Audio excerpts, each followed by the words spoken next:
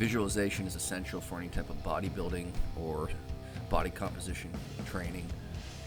If you have no vision of where you want to be, there's really no roadmap to get there. When it comes to bodybuilding, there's so many variables.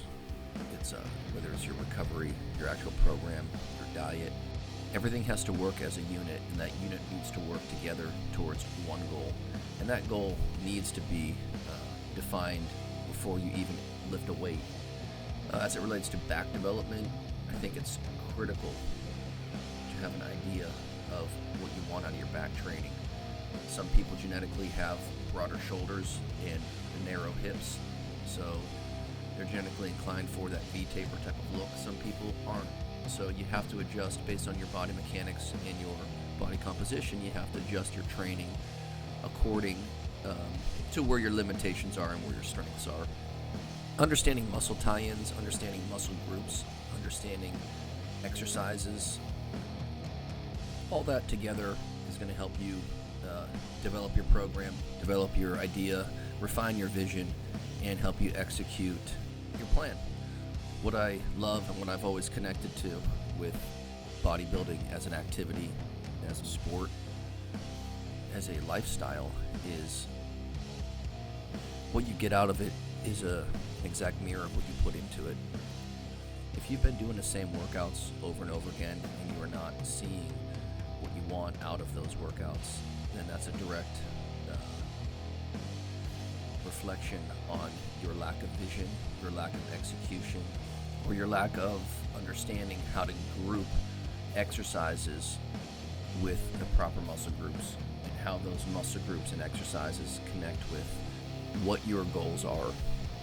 So with back training, you're going to think of two things: width and thickness. Width is going to be your pulling motions, vertical pulling and horizontal pulling. It is essential to include pull-ups, some type of pull-up in your program. I don't care if it's neutral grip, wide grip, overhand. It really doesn't matter, but some type of body weight pulling exercise where you're controlling how slow you descend and the quality of your actual muscle contraction or the shortening portion of the exercise. So eccentric loading is how slow you control a weight, whether it's controlling your body weight, barbell weight, dumbbells. It really doesn't matter, but something where it's not selectorized or pin loaded or on any type of guide rods where you're not really in control of the bar path, you're just moving the range of motion through whatever fixed angle or fixed position a particular machine is.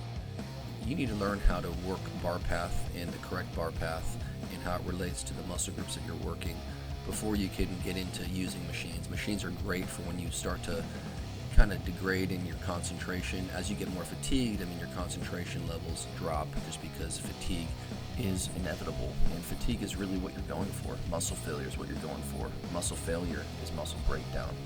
And when you rest and recover and you eat the right things, muscle building is the byproduct of that.